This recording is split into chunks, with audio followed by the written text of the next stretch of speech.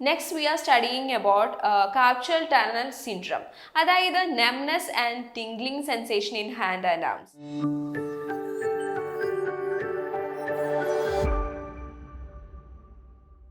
ഇതിൻ്റെ കാരണം നമ്മുടെ ഹാൻഡിലേക്ക് മിഡ് നെർവ്സ് കംപ്രസ്ഡ് ആയി പോകുന്നതാണ്.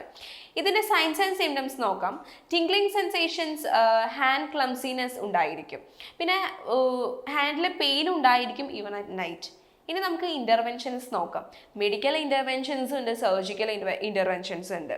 ഇതിൽ മെഡിക്കൽ ഇൻ്റർവെൻഷൻസ് എന്തൊക്കെയാണെന്ന് നോക്കാം. The patient should be give adequate rest to promote healing. പിന്നെ യൂസ് ഓഫ് സ്പ്രിങ്സ്, പിന്നെ it's used for protection of injured joint, use of corticoid injections. പിന്നെ next one is non steroidal anti inflammatory drug.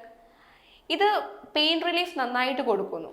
പിന്നെ ice pack pain കുറയ്ക്കാനായിട്ട് pain കുറയ്ക്കാനായിട്ട് എടുക്കാറുണ്ട്. പിന്നെ next one is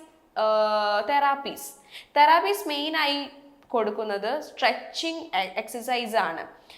that will increase the flexibility of hand. അതുപോലെ തന്നെ physical ഫങ്ഷൻസും improve ചെയ്യാനും സഹായിക്കുന്നു.